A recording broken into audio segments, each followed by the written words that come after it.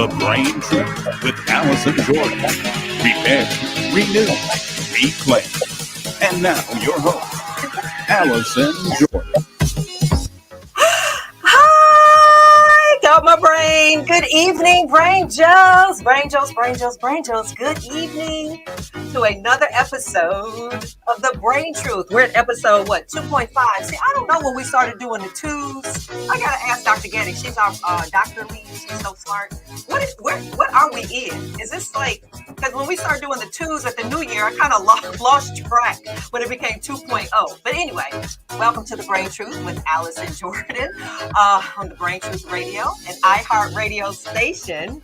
We are also streaming live at YouTube at The Brain Truth with Allison Jordan. You can also hear us on Facebook, Apple Podcasts, Amazon Music, anywhere you listen to your podcasts. We're also on TuneIn and Google. We're everywhere. Hello. So anyway, I just wanted to say something before I introduce this really, really fun show. I had a breakdown today. And this is the beauty because, we do this show every week and, we don't particularly know if we're making a difference until after and people call us and people write in, right? But as a consumer, because remember, I'm just like you. I am a consumer. I'm somebody who's living with mental illness. And every day there's always an opportunity to work on your self-care, right? So I was having a little breakdown today and then, Dr. Gettins, she had to process me as usual. That's the benefit of having a friend, a producer, a co-host that's also an amazing psychiatrist because you get the opportunity to be vulnerable. And so she processed me. Dr. Ivy Hilton, who's part of the Brain Gang, Dr. Sister Jenna, as you know, is one of the leading thought leaders. She processed me.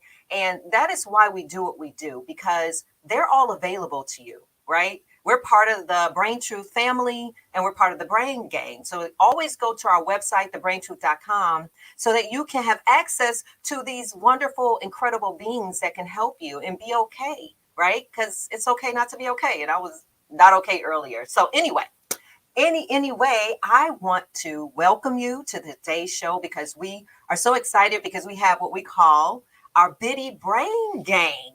They're the little people that's going to come on and take over the Brain Truth today. So I'm going to bring in Dr. Getting so she can help us bring in these little geniuses. And we're going to get this fun day started. Where's my Dr. Gettins? Come on in. Hey, Dr. Gettins. So I know you tired. You saw Patience and then you saw me as usual. I'm sorry.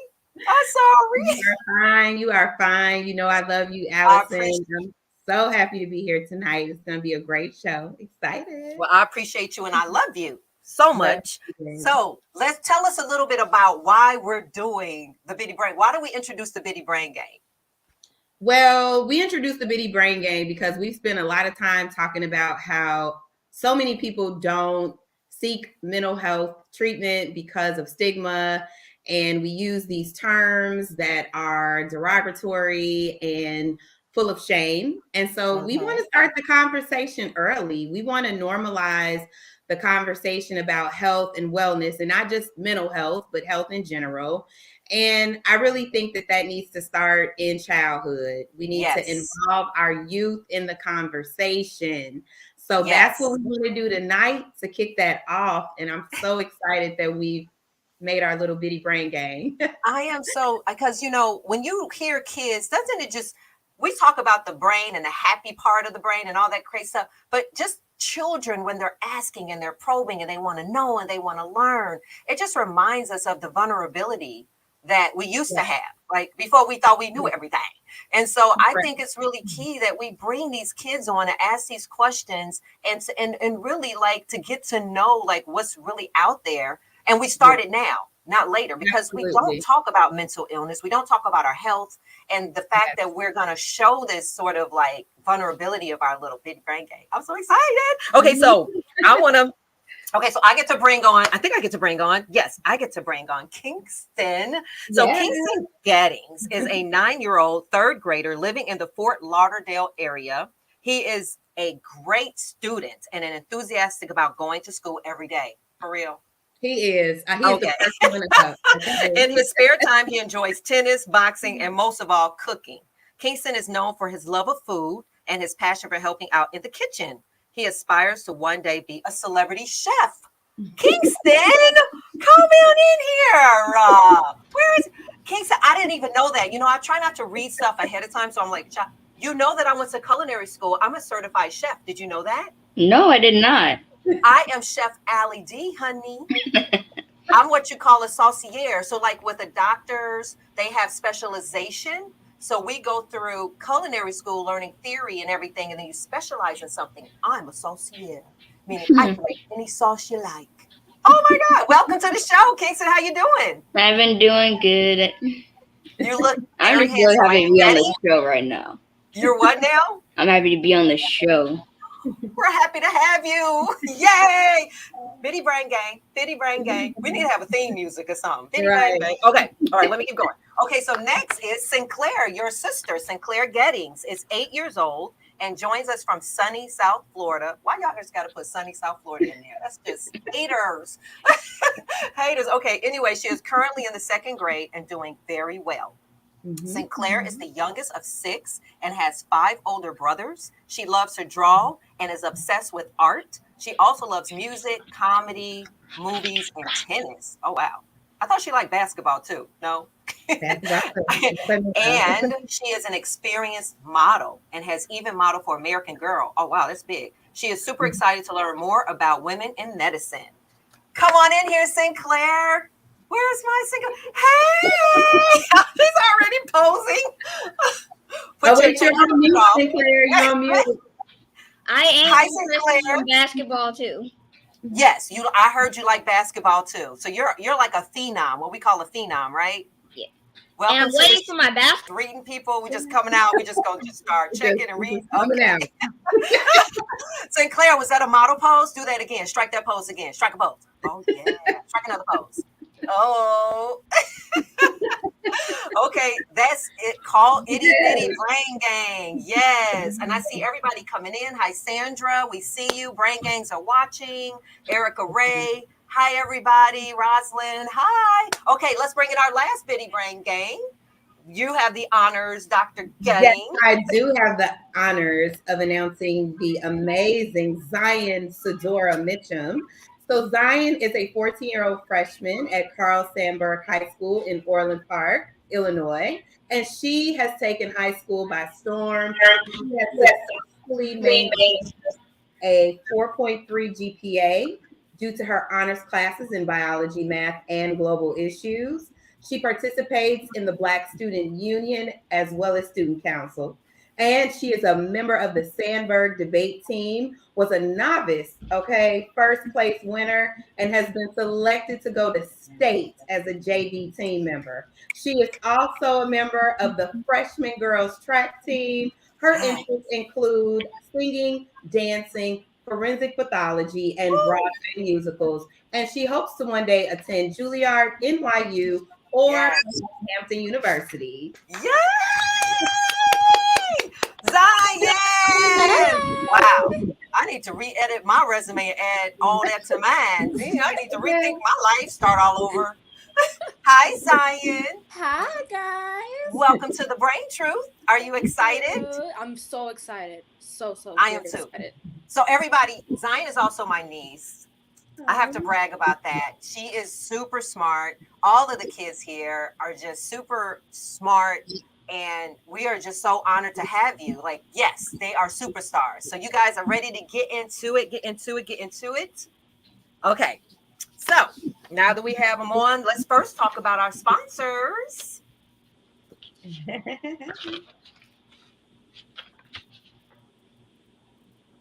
I'm kicking it to you, Sinclair.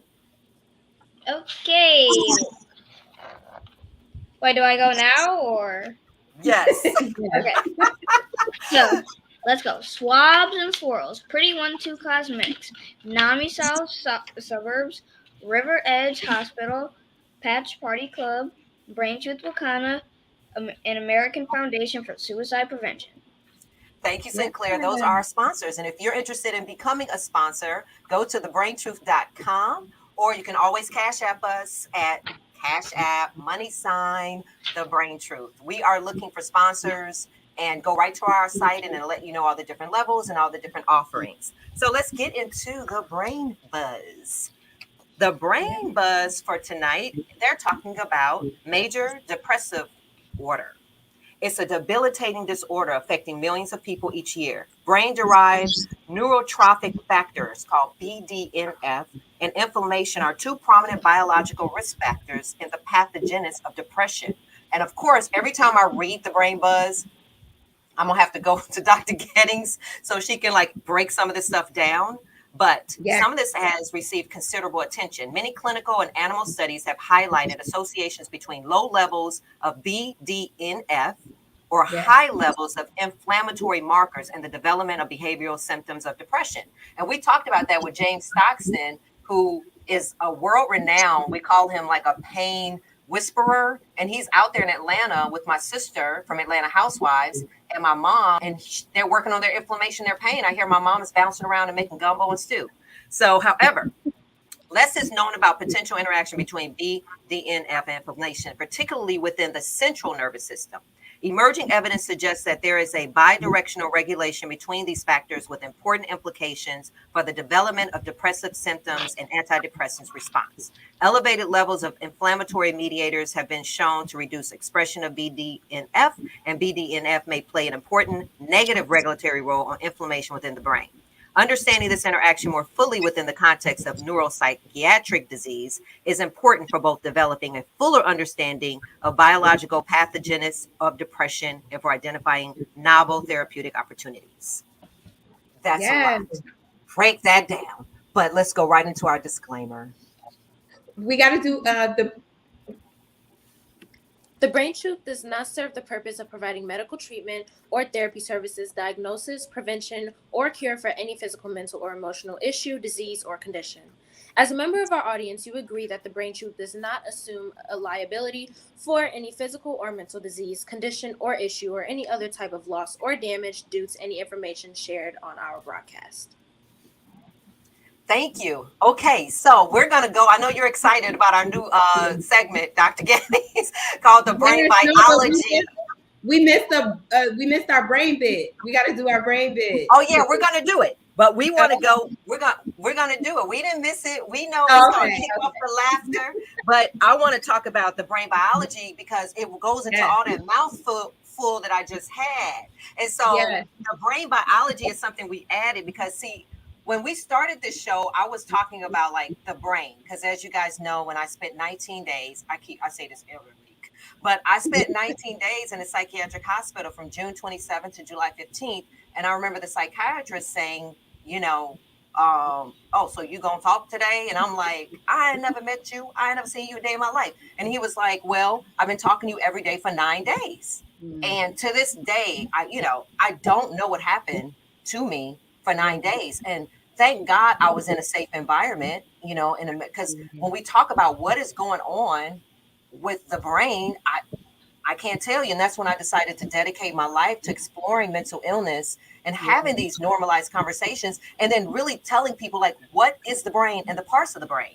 So we have this section called brain biology. So Dr. Gettings, get into it, honey, get into it. Yes, so brain biology is so important. I'm glad we're adding this as a segment so that every week when you join, you can learn more about your brain and its anatomy and how it works. And so one thing that we just learned in our brain buzz, looking at brain biology, is that we have certain neurochemicals, right? And what Allison just explained is one specific factor that is crucial when it comes to decreasing inflammation in the brain. We know that there are lots of diseases that can cause malfunction in the brain. And so when we look at depression, when we look at Alzheimer's, anxiety disorders, it's really key for us to understand the parts of our brain. So last week we talked about depression. And in that conversation, we started talking about the mind-body connection, the seat of the soul. And what came up is a part of the brain called the pineal gland. So it's a part of our brain that we all learned about in medical school. I can't wait to get to our juicy guests. But The pineal gland is oftentimes referred to as the third eye because of its role in one of our major biological rhythms, which is the circadian rhythm. So we have a gland in our brain known as the pineal gland. And when you dissect it, the pieces of it, actually look like the rods and the cones that are in our eyes. So it primarily functions off of the receiving light. So when you think about the pineal gland, think about a hormone known as melatonin. And melatonin is released in the brain when your eyes are not receiving light. So your eyes communicate with the pineal gland and it helps to manage your circadian rhythm. And let me tell you, as a psychiatrist, when people come to me and they are struggling with different symptoms, one of the most common things that I see is a struggle with going to sleep, insomnia. Yes. Okay? And so I think it's really important that we understand more about this gland, and not only just this one gland, but our entire hormone system, which is medically termed our endocrine system. Okay. Yes. And one of the things that's so important about tonight as we bring on our guests, we recently just celebrated Women Physicians Day. Yes. February the 3rd. Okay. And I'm just going to say this as a full transparency moment. Okay. Going through a pandemic as a healthcare provider, if nothing else, really drove the point home that we need to see more people pursuing healthcare careers. I don't know what did. We need our youth to understand how important it is to pursue careers in medicine. So tonight, we really wanted to bring to you some great women physicians.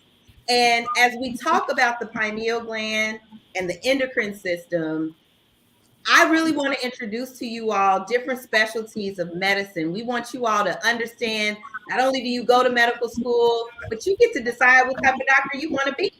And I don't know how many of our viewers have heard of the endocrine system, but oftentimes when I talk about our hormone system, it's like this, what? So understanding all of the parts of your brain, your hormone system, and all of the other parts of our major biological systems is so important to us here on The Brain Truth. And tonight, we are just going to scratch the surface of some of these specialties with some amazing doctors here to celebrate Women Physicians Day. Yay! So I was thinking about this, the part that we have now, we call the brain bit, and that's when we do this funny joke and do these brain bit jokes. But I wanted the doctors in the room, so when Kingston does his joke, we can kind of like see if we all can get it, because I think it's cool. Okay. So you ready? I want to bring in the people for you, Kingston. Get you a bigger crowd. How about that? Okay.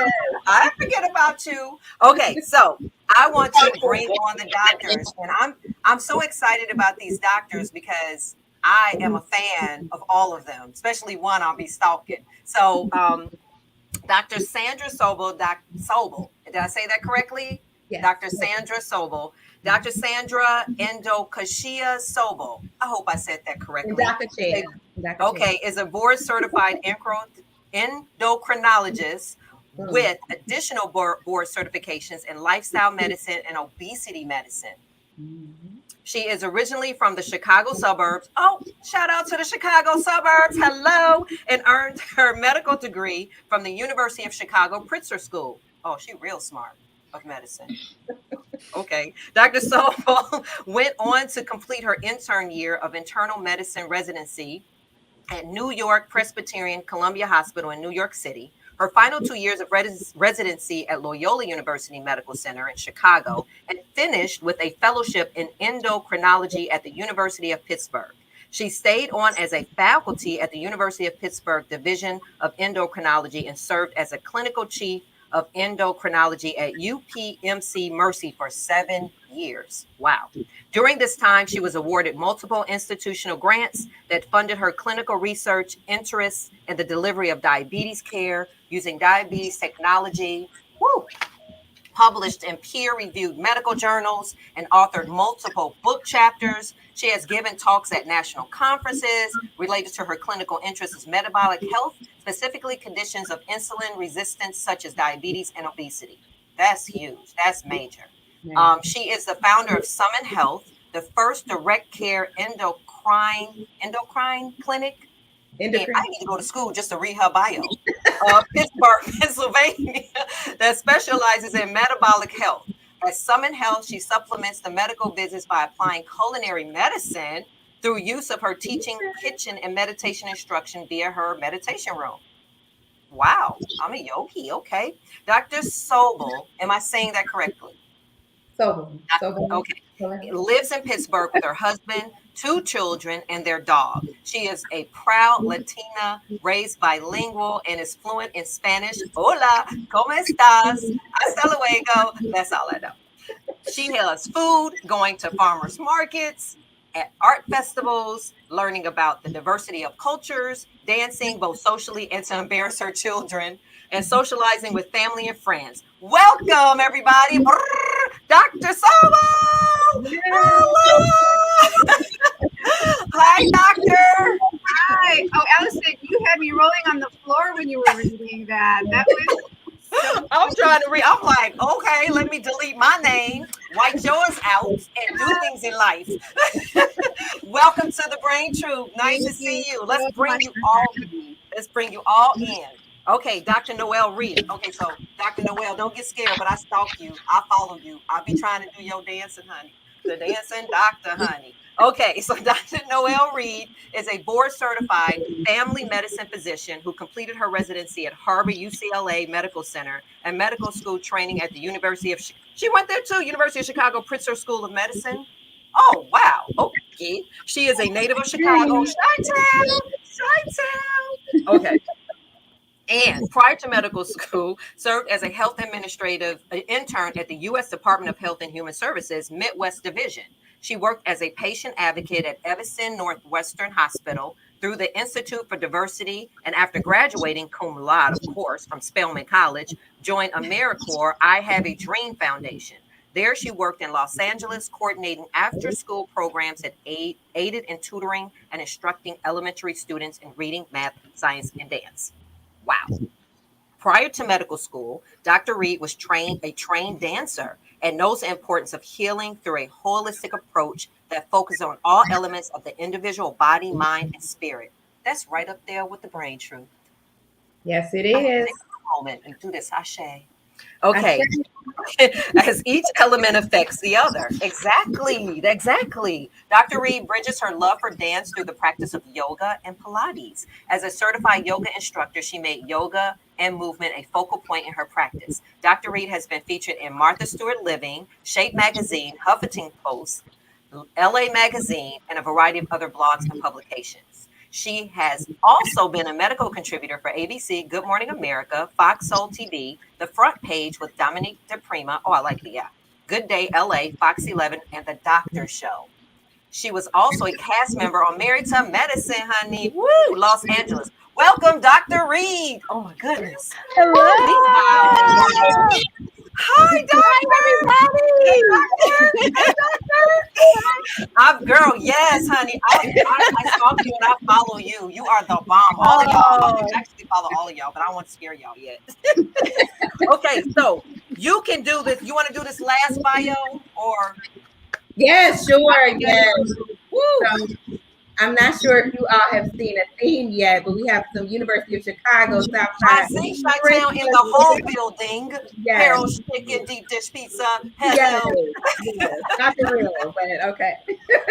So I'm going to introduce Dr. Ashley Crumby, who is a board-certified child and adolescent psychiatrist. She completed her undergraduate education at the University of Michigan and achieved her medical degree from Pritzker. She spent her general psychiatry residency at Baylor College of Medicine, and she completed her child and adolescent psychiatry training at Boston Children's Hospital at Harvard Medical School.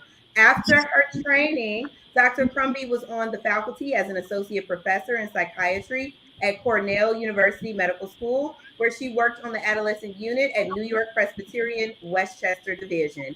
Dr. Crumpy then worked with Hackensack University Medical Center, providing outpatient care to children and teens, as well as providing supervision to pediatric residents and general psychiatry residents completing their clinical rotation in psychiatry. Dr. Crumpy currently works in a group private practice that treats children, adolescents, and young adults. She is passionate about a holistic treatment approach, as we all are, considering all areas of an individual's wellness and lifestyle. Dr. Crumpy believes in the impact of diet, psychotherapy, physical activity, and overall family health. She is also co-leading a support group for child psychiatry fellows at New York Presbyterian Hospital. Welcome, Dr. Crumpy. Yay! Hey! Represent. Yes, that's Miss Wow. Yes. What an honor to see all these female doctors. So first of all, happy National Women's Physician Day. Woo woo! Thank Even you. though we're celebrating it today. So Kingston, do your brain bit now. It's a little part of the Brain Truth where we just do a little brain bit show. Okay. All right, ladies and gentlemen, today's brain bit is what are hippopotamuses' favorite part of the brain? The hippocampus. Hippocampus? Good job. Okay, so I'm turning it over to the Bitty Brain Game. The show is all yours. Yes. So who's going to kick it off? Take it away, Kingston. All You right. got it.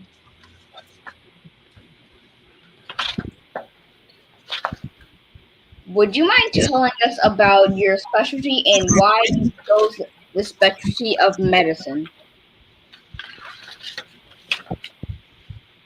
Say it one more time, Kingston. Who do you want to specifically ask first, and then tell the next person? All right, I was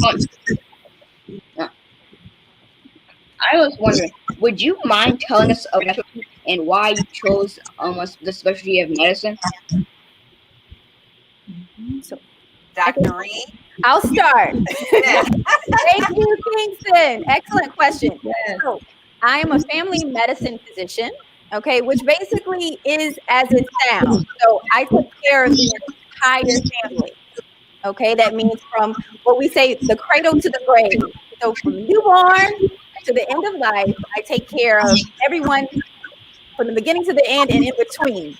And as a family medicine physician, I'm really what you may consider the gatekeeper of medicine, right? Because oftentimes people see me first. So when you have a cough or a cold, maybe when you need to get a physical or you need your vaccinations, I'm the person that you would come to see.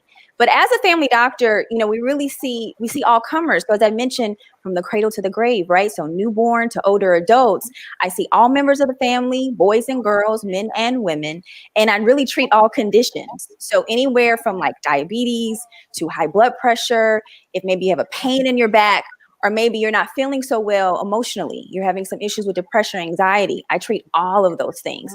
And that's actually one of the reasons why I chose family, is that there would never be a dull day, right? Because not one patient's going to look like or be like the next. Each room that I walk into is a different situation. You know, so I might be going in to take care of a newborn that maybe the mom just delivered 2 weeks ago, and we have to make sure baby is feeding well and peeing and pooping as they should. And in the next room, maybe I have another patient that's not feeling so well emotionally. They've been having issues with depression, and they want to discuss, you know, are there medications that I can try, or maybe there's some yoga techniques that we can do to aid with their depression and anxiety.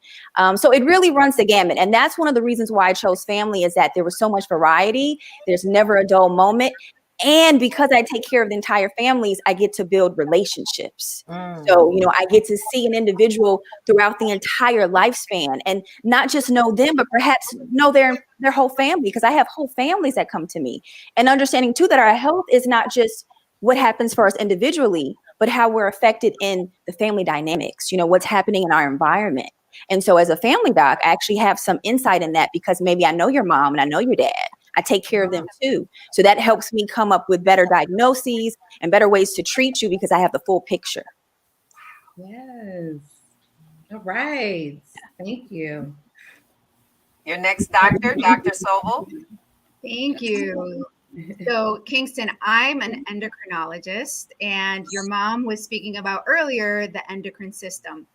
And so, when I was in medical school and learning about the endocrine system, what really fascinated me was, like Dr. Reed saying, the variety that was available. We have these different organs in our body that secrete these tiny proteins called hormones. And what they are, they're signals. They're these chemical signals that go from where they're secreted, travel in the blood, and have an effect in another organ somewhere else. And the body wants to be in balance. But anytime there's either too much of the signal or too little of the signal, then we can see certain medical conditions come up. And so trying to investigate what is going on, where is that signal off, and then trying to address why and what we can do from a lifestyle perspective or from a medicine perspective.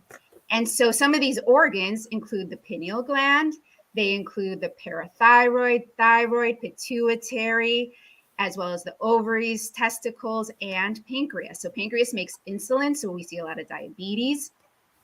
And that's really what interests me a whole lot. So diabetes and obesity medicine is also this growing field that we're really understanding a lot about. And so trying to, like I said, investigate where the disorder may be arising from, and then speaking with patients about that. And once you're able to identify it and address it, seeing how people really improve is very gratifying.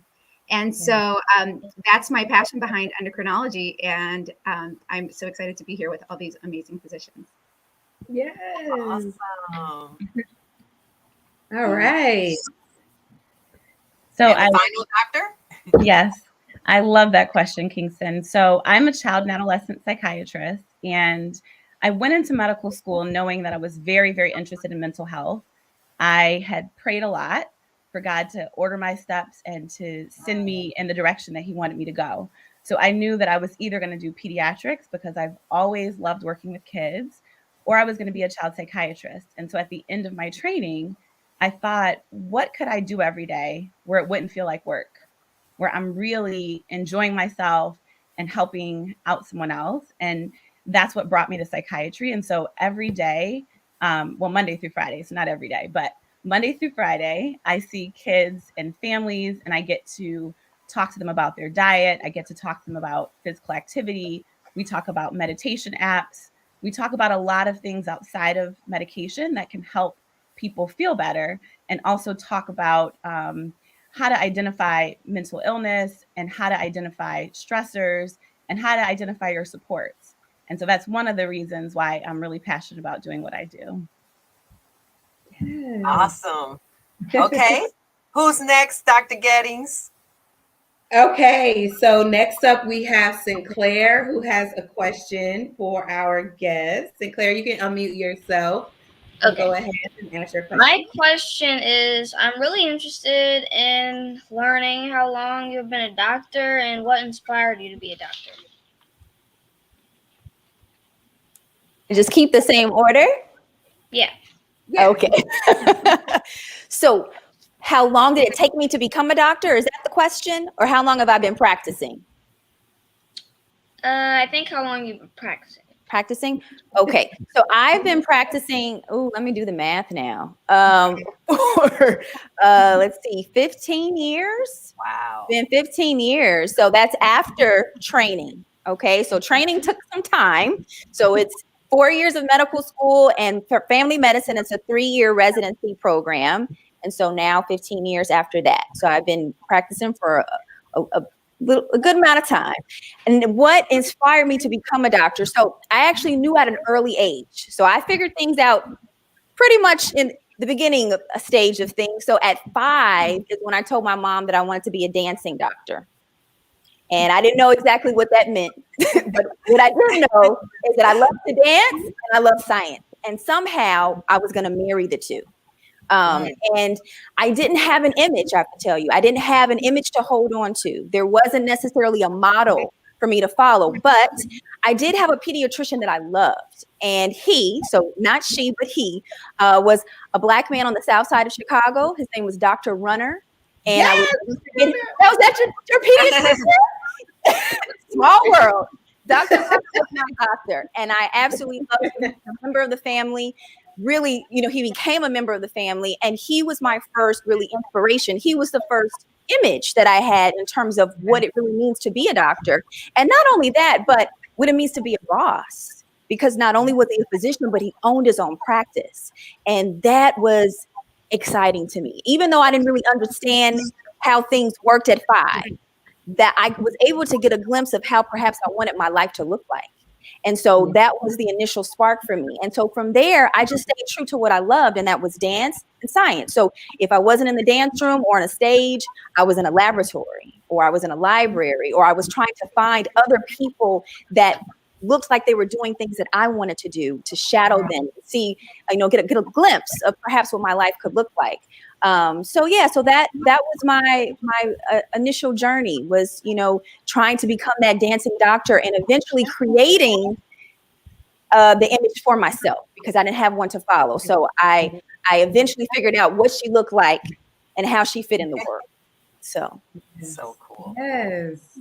Yes, that's amazing. Sinclair, I was a year younger than you when I decided and figured out I really wanted to be a doctor. So I'm first generation born here in the United States. Both of my parents were born and raised in Peru, and they moved here to the United States, where I was born. My father is an engineer, got his PhD here in the United States, had to study very late at night with an English dictionary next to him while taking these English classes. My mom came here not knowing the language and learned the language while she was here, supporting him in his studies. And so it was this tenacity that I was brought into. And just seeing how hard my parents worked, I knew that also a career in medicine required a dedication and perseverance that I was really able to pull from my parents. I also, like Dr. Reed, I didn't have anyone to look to as an example in medicine. There were no doctors in my family, despite my parents coming from really large families. But my pediatrician was a female doctor. And so I remember she was somebody that I really enjoyed going to see. And so she really inspired me. And science was something that I just really took to. And I just continued at it. My parents were always very supportive of my passion within the medical field, and then just building that community around you. When you are speaking with other people and sharing what it is that really gets you going, you really start to build a community of people who support you, who push you forward. And I was really fortunate to have the support of my parents, of friends, and then with each step in training, you sort of form this group that you push each other. And so I've been in practice as an endocrinologist. So the medical school with your mom, Dr. Gettings and Dr. Crumby, we all graduated the same year. Then I went into internal medicine. That's 3 years training. And then endocrinology is an additional 2 years. And so I've been doing what I'm doing in endocrinology for coming up now, I have to do the math too, 9 years. So it's been amazing. Yes. Oh my gosh. So I love that question, Sinclair. So I've been doing this for 9 years, just like Dr. Sobel. And what inspired me, initially I had so many different things that I thought about in terms of what do I want to do with my career. First, it was a fashion designer. So I would make all these sketches. And then I gave that up because I wasn't good at sewing. Then I wanted to be a marine biologist because I really love science. But then I figured out I don't like animals that much. And so I kept thinking about what do I want to do? And I had 2 doctors that my dad was really good friends with, and they were very strong men, very inspiring. And so I thought, why not be a doctor? why not me? Why not be a Black female doctor? And one of the things that kept me going is continuous support from my family, from my parents, from my grandparents. But I also had a group of really, really close friends that we literally went through every stage of education together, and they were my inspiration. So the days that I didn't feel like studying, they were bringing me to the library, including, Dr. Gettings and Dr. Sobel, encouraging me to keep going. And it's really about having a group that supports you, whether it's family or not family, that wants to see you win and wants to see you reach your potential. Yes, Yes, absolutely. I cannot believe that Dr. Reed went to Dr. Runner. So let me just say this real quick. Oh my gosh, it's such a small world. Dr. Reed and I went to high school together. I was also a guy. Wow, I didn't know that. Whitney Young. Winnie Young, Michelle Obama. Okay. and now to find out we have the same pediatrician. Okay, mind blown. So Wow. Crazy. So let's bring on Zion. Zion's got a question for our wonderful guest. Hi guys. Hi Zion. Hi. I just want to say, Miss Sobel, I really like how you talked about connecting like all the body systems with the insulin and producing things like that, because that's what I'm learning about right now. And just to connect back to that, what advice would you give for many of the young generation that want to pursue a career in medicine, considering that like being a TikTok star, being an influencer is the main choice of our generation right now? Zion, that question shows a level of maturity, but beyond your years. And so one thing I want to say is you guys are absolutely our future. And so seeing these like big, bright eyes, absorbing all this information just reaffirms like, this is what I want to do. And I want kids to see how much we enjoy taking care of others and continuing to learn. And so my advice to younger generation who is interested in medicine is absolutely do it. You can absolutely do it. It's going to be challenging. It's going to be fun. It's going to be frustrating, but it's going to be so worth it. And you can expect that there's going to be days where you're going to question yourself and say, maybe it's just easier if I press record and start, doing something on TikTok, and do it. But at the same time, if your passion, if deep down within, there's this burning of, I have a purpose of wanting to really connect with people and help people, then you need to keep on tapping into that.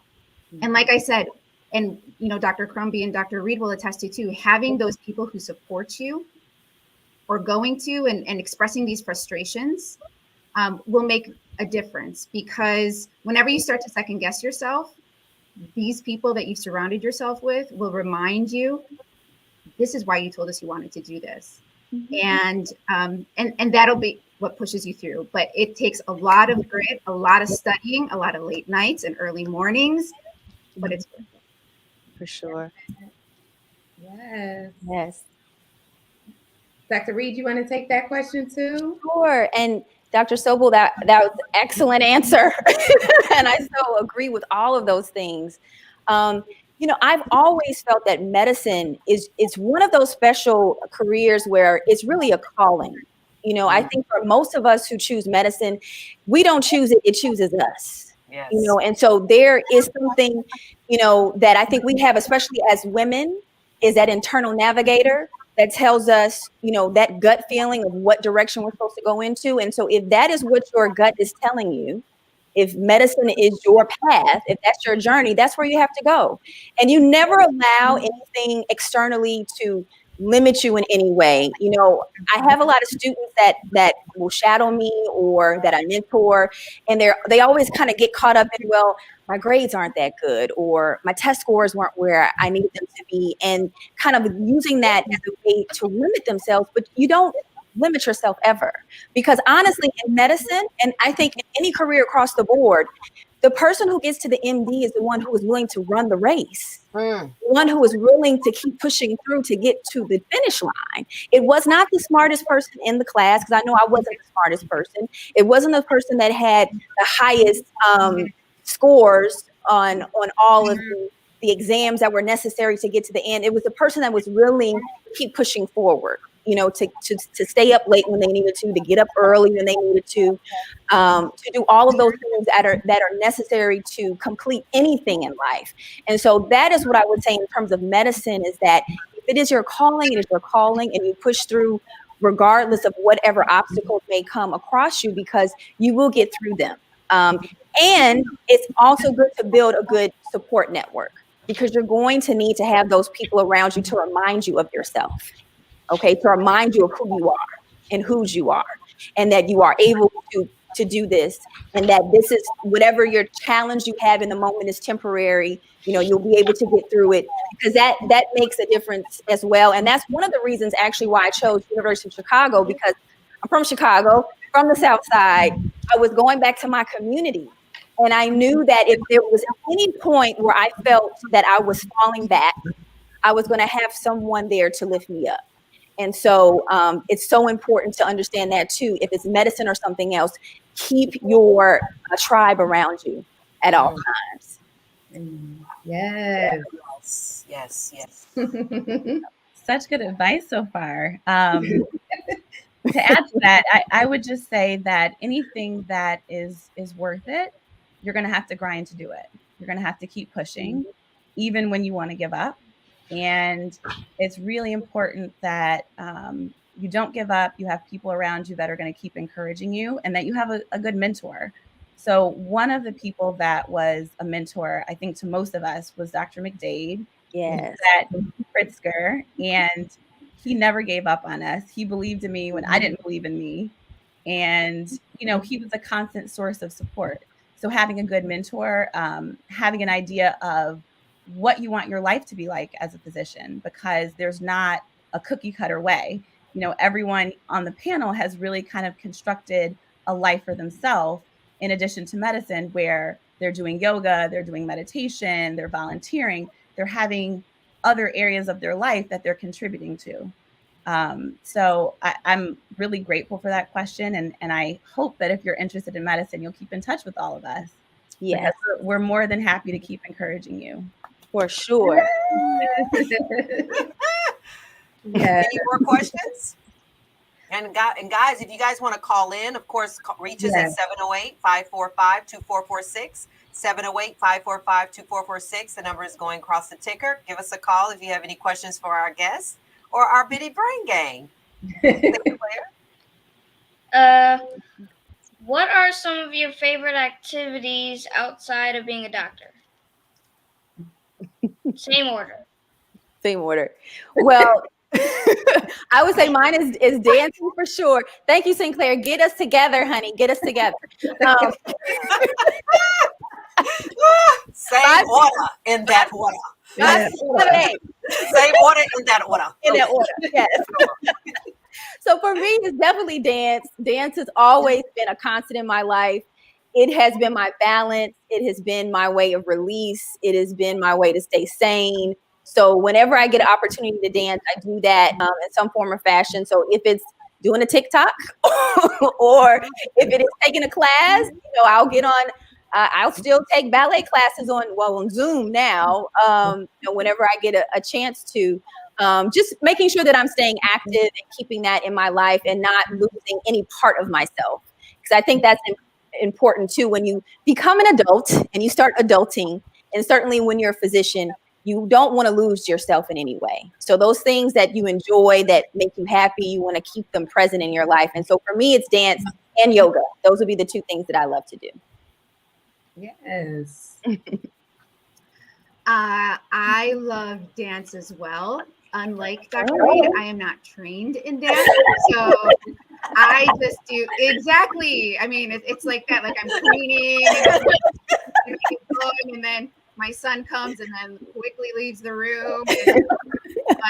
It's a relief. So listening to music, it's something that was always around growing up. My parents instilled that in us. We'd have big get-togethers in the house. People would be playing music, and there'd be just a lot of noise and dancing. So that is something I still take with me. It just brings me a lot of joy.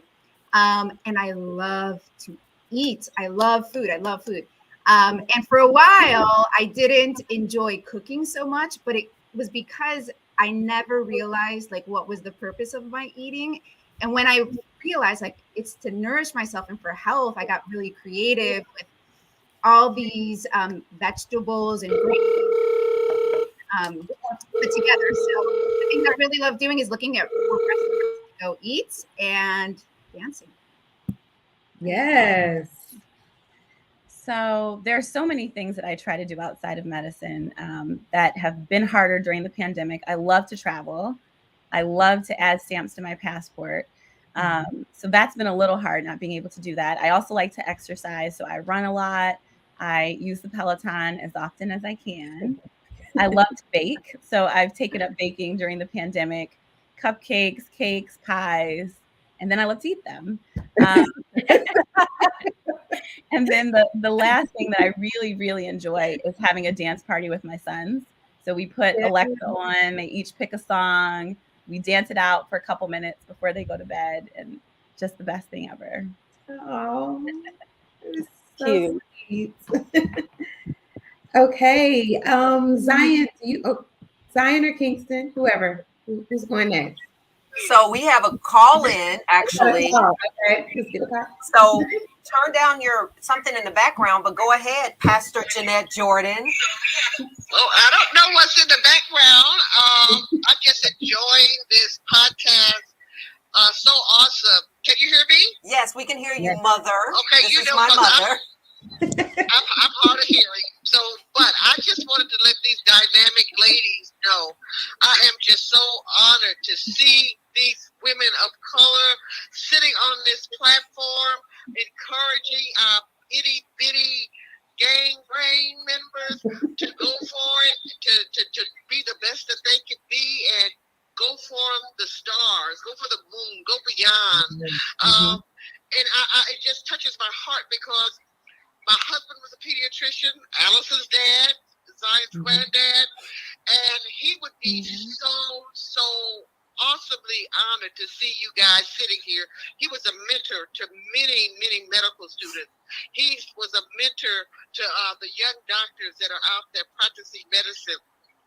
He would be so honored, and I just know that in his heart he probably knows what's going on, although he suffers dementia now. But hearing these stories just reminded me of his path of going to medical school. He would tell you he wasn't the smartest dude in the world, but he had the stick-to-itiveness. He knew what he wanted to do. He knew what his passion was, and he went for it. He let nothing stop him, and he wanted to be the best in his community and care for his people. And he decided that everyone deserves quality health care no matter what their socioeconomic orientation was.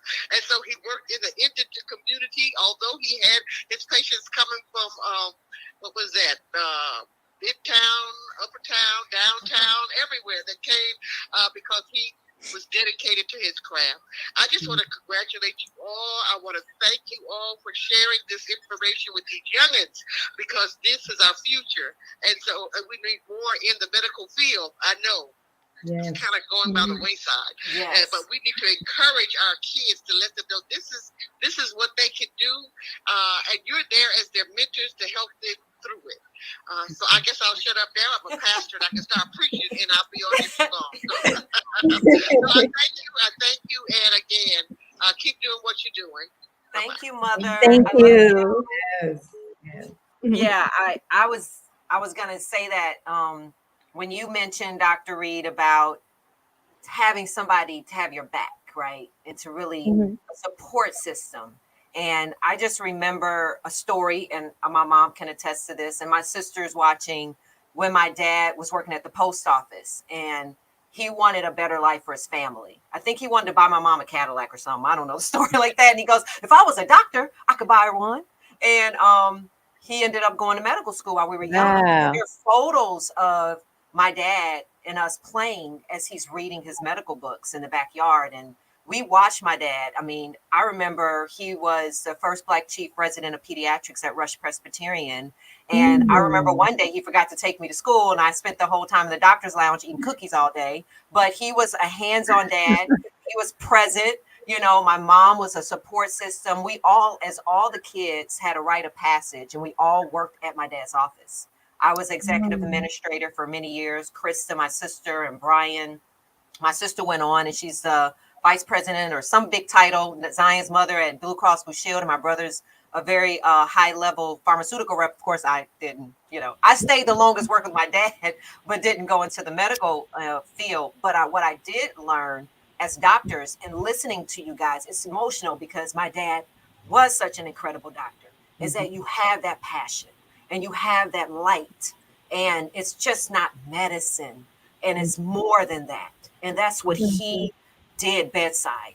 I mean, these patients would wait for him for hours and hours, because once you went in that room, he was treating the mind, the body, the soul. My mother was there praying with you. And, you know, we were fixing lunch, and they came to the house sometimes in our garage. And like, you know, he had a doctor bag. Matter of fact, I have my dad's doctor bag. And so I just want to, you know, commend you guys on just believing and listening to your spirit, I believe, and knowing that it's anointed and assigned work. So I just wanted to add that in there. I didn't know if you guys had any more questions to Bitty Brain Gang, because we're going to kind of wrap it up in a minute with final words. But you guys have a shoot out another question, I think. Okay, so let's go. Let's zip through it real quick from the top. Kingston, Sinclair, and Zion. And then we're going to wrap it up and have a little quick conversation. I don't have any more questions. She asked. You're right. Okay, so Sinclair. Okay, I'm just gonna add one in. Are you able to tell us some of your future goals as a doctor? Some of my future goals as a doctor. Sure, Sinclair. Thank you for blessing me with another question. I really appreciate it. Just gonna add one up in there, honey. I know. It is an excellent question. Don't you love it? Future goals as a doctor. Well, you know, I have my own practice here in Los Angeles. So I would say my goal is to continue to grow my practice, to continue to add any extra things that I can to make sure that I really make it a one-stop shop for my patients, because that's what Trinity is. Trinity Health and Wellness is my practice here. And so we incorporate yoga and Pilates and dance within the practice to really treat any ailment for sure. So just continue to grow that, and, you know, figuring out too how I can not just teach within the four walls of my clinic, but to the world. So building a platform so that I can continue to share as much knowledge as I can. And so that's the next phase for me, is building that platform. Yes. Sinclair, that's an excellent question and really timely. I actually had found myself, so even within the field of medicine, when you land and you're doing what you want to do, you always have to reevaluate where you are and if it's still aligning with what you had in mind. And so recently I have realized I just didn't have enough time with my patients to really talk to them about what was going on. Why did they have these symptoms that they were having, or these medical conditions that they were having? So instead of just quickly looking at labs and saying, here's a medicine, I'll see you in 6 months, I wanted to sit down and talk about things and really have them understand why. How did this happen? What can we do about it, where we can address different parts of lifestyle, nutrition, physical activity, stress, sleep, and maybe with addressing those things, minimize how many medicines somebody needs, or the doses that they need, or maybe even pull back some of the medicines, right? They were seeing me when they were really, really sick as a specialist.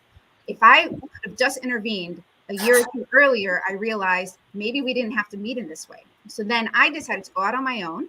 I started my own practice called Summon Health. And that's where I get to sit down with people one-on-one about what they're doing. My goal in this practice is to be available for them when they have questions. When they need to call, they get me. To have the time where I don't feel rushed and they don't feel rushed, and really have them understand what it is that brought them here, brought us together, and how can we work together to really achieve the health goals that they're wanting to achieve. So that's my goal. It's a lofty goal. It's one of the first here in Pittsburgh, specializing in metabolic health. And I am absolutely thrilled to be doing it. Yeah. Great. So I would like to continue to grow my practice, continue to reach out to adolescents and to teens and young children to help them with mental health. I have been partnering with some schools, so I would like to grow that part of my practice to do more work within the school system and to get people in the school system to understand how to recognize when someone's depressed, when someone's anxious, that sometimes school refusal is because there's other things behind it. And then the last thing that I would like to do that's been in my heart and on my mind is working with more pediatricians. A lot of times people will present with depression to their pediatrician or to their family medicine doctor before they'll want to see me. There's a lot of stigma with seeing a psychiatrist still. And so usually family medicine pediatricians are on the front line with helping people deal with depression and anxiety. So I'd like to help better equip them to help more kids. Nice. Like that. I like that. Can I just say one more goal? Because in the practice, I do culinary medicine. And so one of my goals is to also get Chef Allie and Chef Kingston one of these days to partner with me in the teaching kitchen. Yes, yes. I was doing vegan food back in the day. I was at culinary school back in the 90s or whatever. And they said, oh, what are you doing? You're wasting your time. No one's going to eat this crap. Hello. I could have been Impossible Burger lady. Like, you know, I go to get my vegan food. Everybody a vegan now. I'm like, hold on now. Wait a minute. Everybody should have a vegan card. I need mine first. But anyway, we have another question from Kylie Gettings. I mean, the Gettings family is busting out of the seams. What's your question? Hi, my name is Kylie Gettings. I would like to just congratulate my cousins Jackson and Sinclair on the interview. Wow. My question is, how did you cope with the stress of the pandemic and being a doctor? Wow. Excellent question. Thank you, Kylie. They're going to answer it. I'll talk to you later. Okay, bye. Oh.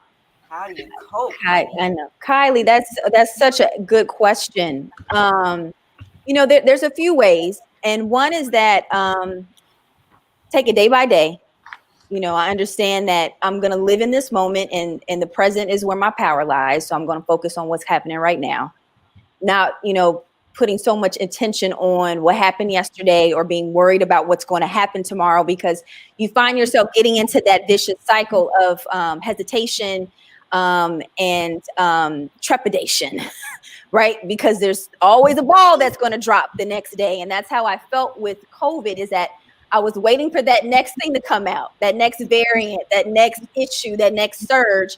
And so I had to get myself out of that cycle and just say, you know what, I'm going to focus on what's happening right now. And whatever I can do for today is enough. And honestly, being very conscious about what I did expose myself to, right? So I had to take care of my patients and keep up to date with what's happening every day, but I didn't have to inundate myself with it. So that meant turning off the news, you know, not allowing myself to get so wrapped up into what's happening around us and happening in the world, being conscious about what I looked at on social media, being conscious about conversations I would have with people and the people that I had around me, because that also affects you. So not only is COVID contagious, but energy is contagious.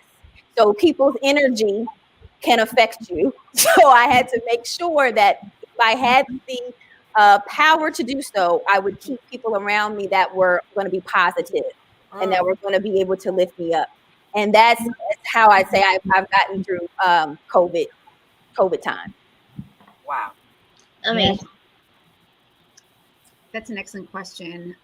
We're still living it, right? And it just seems like the finish line just keeps on getting pushed, right? One of the things I realized a lot about myself during this, and I remember I was working at the computer in my office, And all of a sudden, this sense of just doom came. And I was just, working on a note, nothing disturbing about the note. And that's when I realized, oh, this isn't panic. This is anxiety. And as much as we try to be like rigid and hold it all together, we also have to recognize we're humans too. And we absorb a lot. And if we don't release it, that lid is going to pop. And so I started taking up meditation, and it made a world of a difference for me, the meditation. So, I personally practice transcendental meditation. There are many forms out there. And then having the support of my family has been the world. So, making sure that there's a healthy release of all these emotions has got me day by day, and to be able to better serve my patients as well. Absolutely. That was a very, very good question, Kylie. So, one of the things that the pandemic has really caused me to do, even as a psychiatrist, is really look at my own self-care. Am I putting on my oxygen mask first? And what am I doing to care for myself while I'm talking to people about anxiety and depression and all of the things that they've dealt with during the pandemic? And so I've been much more intentional about my time. I've spent time reading. I've gone for a run outside when the weather's been nice. I've tried to take moments that are important moments and find a way to still celebrate them. So we may not be able to have the 3-year-old's birthday party at Chuck E. Cheese like we planned. Okay, so we'll do a Zoom party. We'll make an awesome birthday cake. We'll invite all his family and put on some music, and he's going to enjoy it. I am too. And so really trying to be intentional about how I spend my time and make sure that I'm caring for myself too. That's awesome. Zion, you want to finish the last question?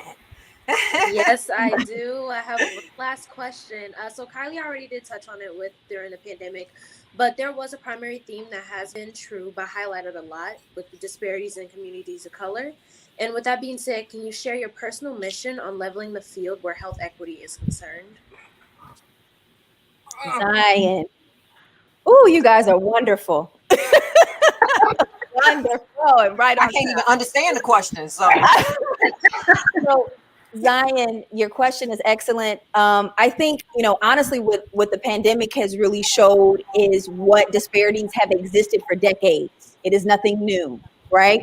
In the medical field, at least I would say maybe not all of us, but some of us were aware of these things. It wasn't a secret. It wasn't unknown. But I think that now the world has gotten to see, when we go into a war, when we go into a battle, some of us don't have the best armor. Right. And so that means, lack of access, lack of accessibility to care. And so what I would say is, my charge is, first of all, to be seen, because it makes a difference when you're seen. Right. When there are people that are in your community that see you and know that you exist, then maybe there's a little less trepidation with actually going into the medical community, because you feel that there are now people there that are willing there to actually give you the care that you need and that you can trust. So that's one thing that I would say. And in addition to being seen, to being a mentor, because we do need to increase the numbers of representation, because that does have an impact in terms of how medicine is distributed in the community. It does make a difference when you have the medical community mirror what the world looks like. And so that means continuing to push to bring people like you to the finish line, right? So that we have more Zions, and we have Kingston, we have Sinclair, and we have all of you guys available and present in the medical field. Yes, absolutely. Zion, amazing question. And to just highlight what Dr. Reed was saying, representation absolutely matters. Right? In order for our communities to be able to see women like us, minorities in medicine, is very important, because now that becomes a reality for others, for kids who are toying with the idea. Mentorship, absolutely. Having those people that you can reach out to and question and ask what their journey was like, and they can share with you their story, and then you can take tidbits of that and apply it to yourself and create your own, right? Mhm. And then another important part where I try to do my part is through education, because there's, with health, of course, culture plays a huge part of that. And so being able to speak the language of my Latino community and really educate them on diabetes, the disproportionate prevalence of diabetes in the community and obesity in the community. And so, I partner with the Latino Community Center here, and I'm giving a talk in Spanish about diabetes in the Latino community so that they can ask questions. Food comes up a lot, medicines, being able to understand what it is and why they're taking what they're taking, and then taking it to a large scale. So I'll be talking about diabetes in the Latino community at the National Hispanic Medical Association in Virginia next month. So really educating so that when we read about these statistics, or people read about the statistics, then they also know where they land within those statistics. And hearing it from somebody who comes from the community, I think offers some type of, I don't know what the word is, but just relatable. It's relatable. Thank you. Yes. Yes. Really great question, Zion. I think to kind of echo what Dr. Sobel and Dr. Reed said, it's very, very important to take education into the community, because sometimes the community is not going to seek us out or our medical advice out, particularly psychiatry. And so partnering with more churches, partnering with more schools so that people can feel less stigmatized with having mental illness and needing therapy or wanting help with their depression, or talking about other ways to treat depression outside of medication. Because I think when in the Black community specifically, people think about psychiatry, I'm not crazy. And it's kind of dispelling, no, it doesn't mean you're crazy. Everyone struggles. You're human. And as humans, we have feelings. And sometimes those feelings become too much. And we need help with those feelings. And, that's what I want to help more people of color access. Yes. Great answers, everyone. So I want to just have this last call, and then we've got to bring Dr. Ivy Hilton in about 6 minutes. So we're going to have this last call, and then we're going to do 30 seconds wrap up with everybody, because our show goes by so fast. So this is my sister, everybody, Drew Sidor from Atlanta Housewives. Say hello, Drew. Hey, Drew.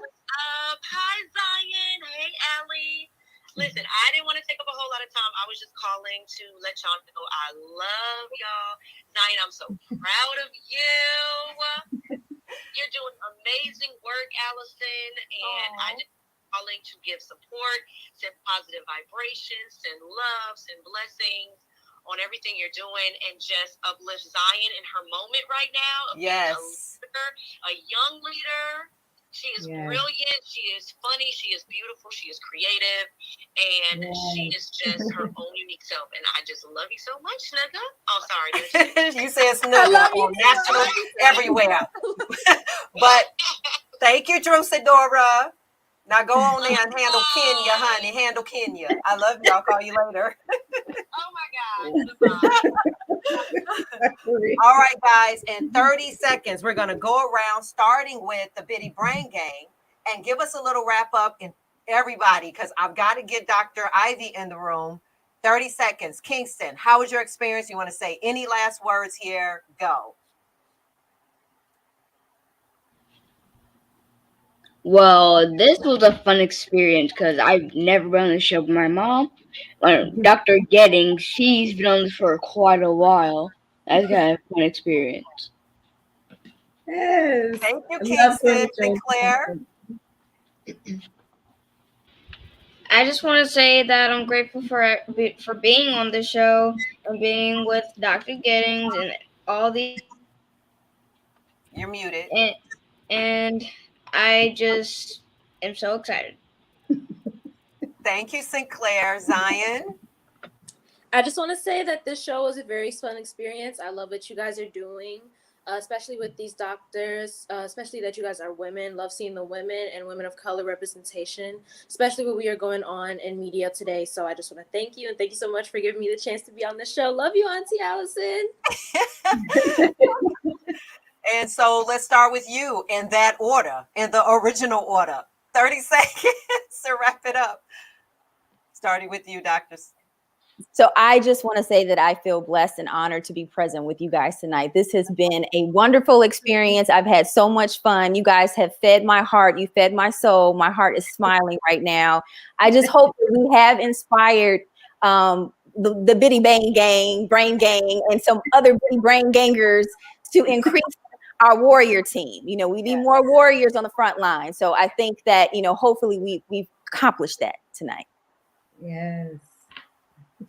I want to echo the sentiment. It's been just so much fun, excuse me, being here with all of you. Like Dr. Reed said earlier, energy is contagious. So the energy that we're like feeding off of each other is just going to continue to grow. I hope that inspires the kids. And speaking of inspiration, I just want to mention really, really quickly, I remember in medical school, your mother, Kinston and Sinclair, got a shout out by one of our main attending physicians.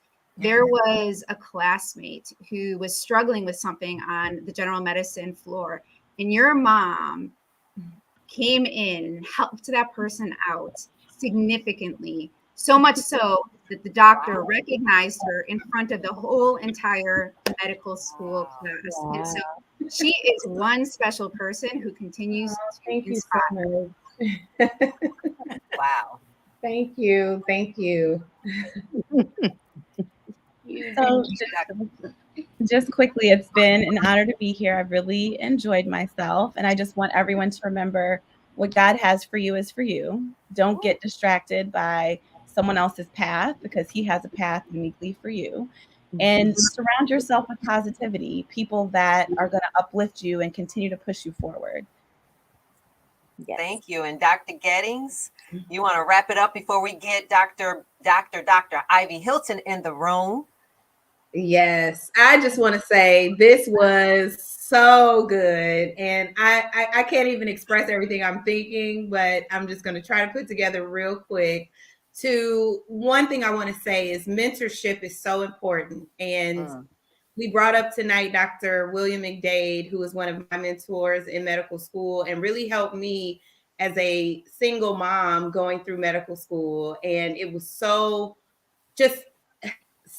much stress and hard work. And I just want to let everyone who's listening know that when you have a goal, it's really important, as the other doctors have said here tonight on the panel, to surround yourself with a village. And this is my village. This has been my village, and it expands beyond this, but this is a window of what is necessary to really keep yourself grounded as you pursue all endeavors and as you continue to pour into yourself and pursue your dreams. So I'm beyond thrilled to be able to share a piece of my professional circle with everyone. I'm so thankful for you all accepting the invitation. I'm thankful for my kids staying up late and remaining interested. So thank you guys so much. You guys don't know how appreciative I am. Thank you again, Allison, for just really opening the door for all of this. Thank you. Well, I'm just so excited. I think that the Bitty Brain Gang is such a good installation. We're going to be bringing them back. We're going to grow. So Zion, get ready, honey. Co-host Sinclair. And I'm going to be calling on these doctors to be part of our brain gang. Okay. So I want to bring in Dr. Ivy Hilton. Why is it important to bring Dr. Ivy Hilton in here? Is because as a person living with mental illness, Dr. Ivy, come on in the room. I am a person that used holistic care. I was, I'm a practicing yogi now because of Dr. Ivy Hilton. We study under Dr. Sister Jenna as a Raj Yogi, and I am off medication. And I'm not saying for everybody to get off medication, but it was a reset for me, right? So that I can be open to what's possible. And so from nutrition, from meditation, from self-care, mindfulness, I was able to sort of navigate. And so Dr. Ivy Hilton was one of my mentors, one of my teachers, one of the foremost thought leaders in the country in sound vibronics. I want to bring her on to kind of bring it all home because these doctors get it. They get it. So I am just so grateful for this opportunity to be in this circle. And I'm telling you that these sisters were very powerful. And the children, the itty bitty brain gang, I mean, they are really, really, really, I mean, we may have to have them on many other times. A whole bunch. I take a break. I am so excited about this conversation and how you want me to really bring a different perspective to the pineal gland and our wellness and our health.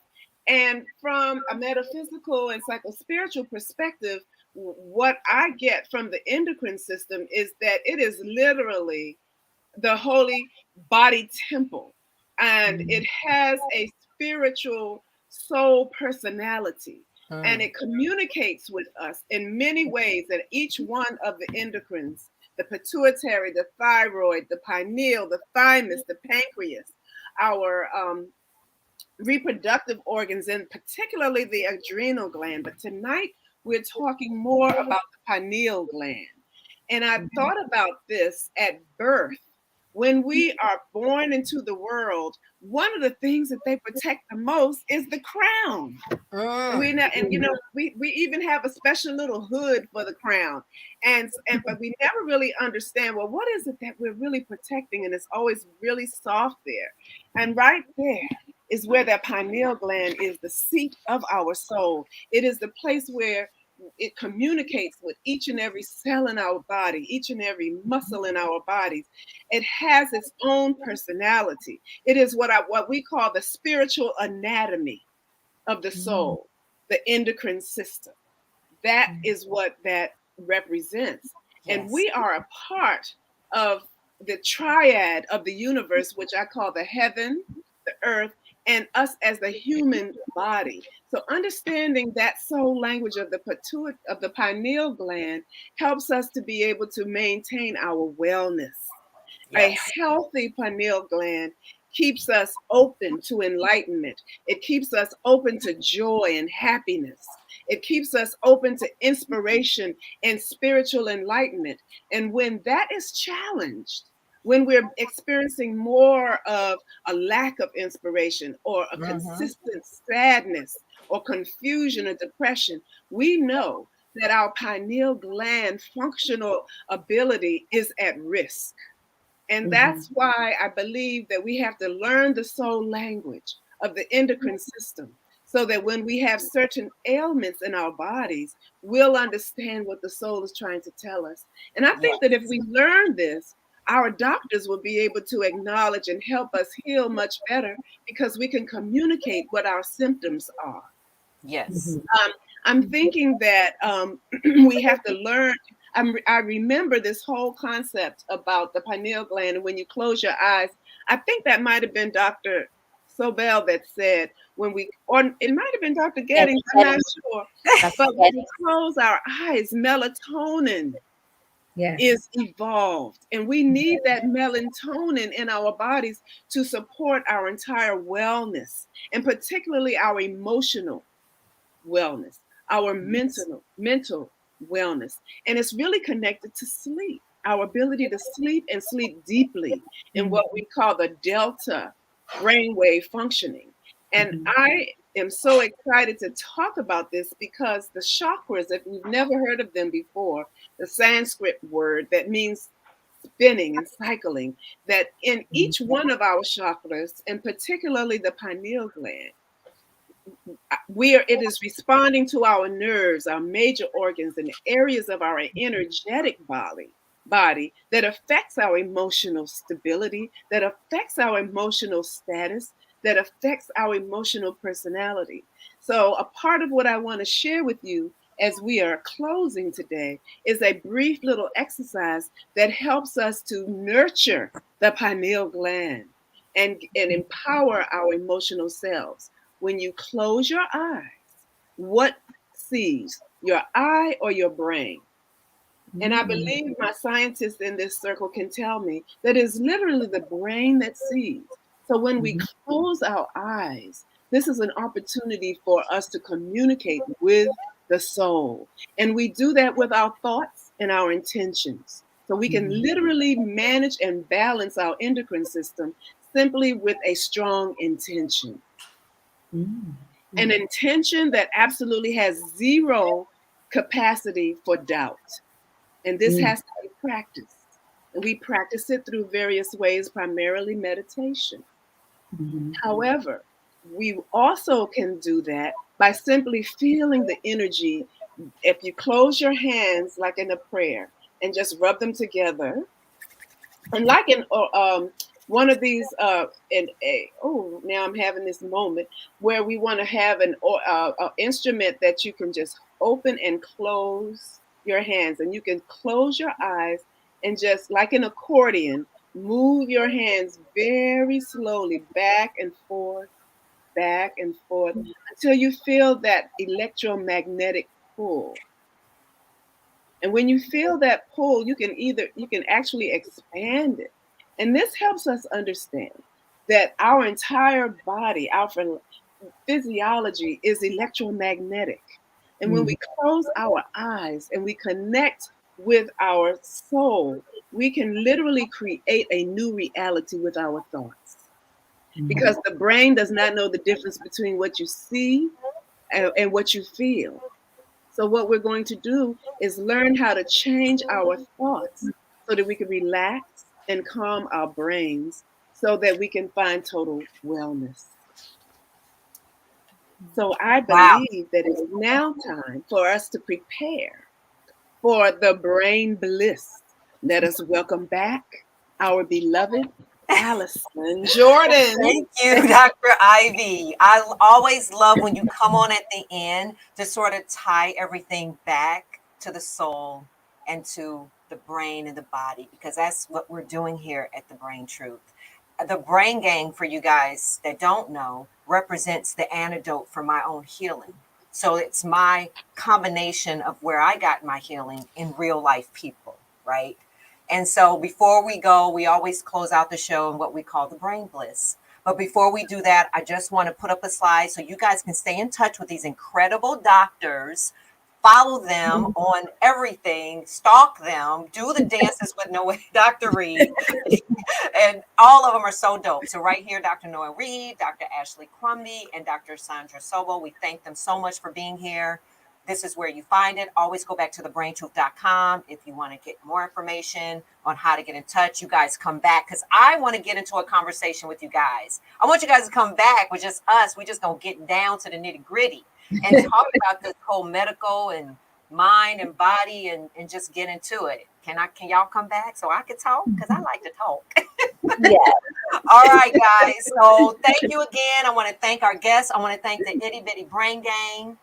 I want to thank you, Dr. Gettings, as usual. Next week, we are not going to be doing a show because I was told I need my own self-care. So in honor of Valentine's Day, we're going to do self-love with the Sound Spa with Dr. Ivy Hilton. And it's going to be right here, the same time, 7:30 p.m. Central Standard.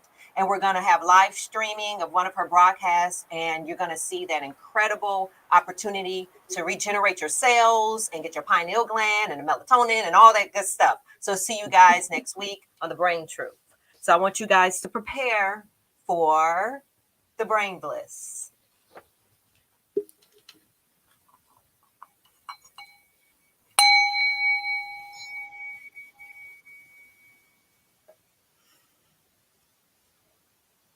I'm always humbled to show up for what's possible. So let's prepare ourselves for a clearing of the brain, the body, and the soul. Take a deep breath and remind yourself, I am a peaceful soul. I am a pure soul. I am capable. I desire to heal.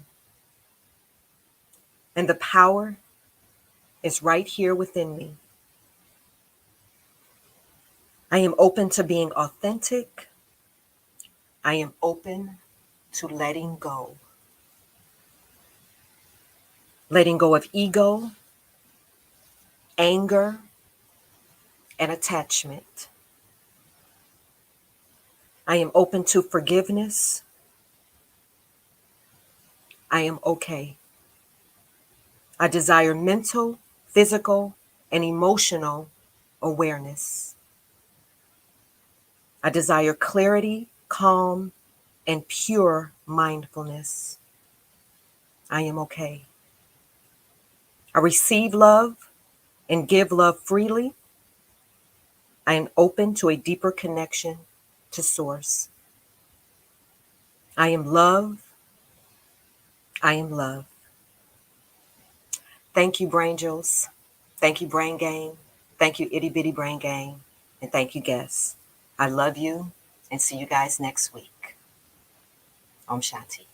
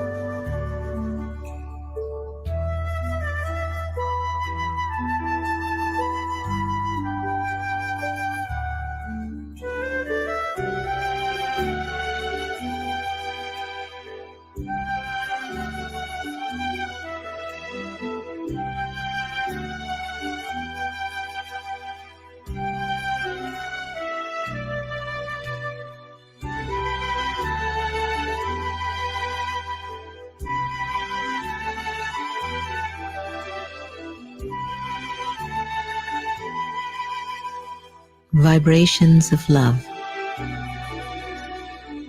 And some say love is a verb.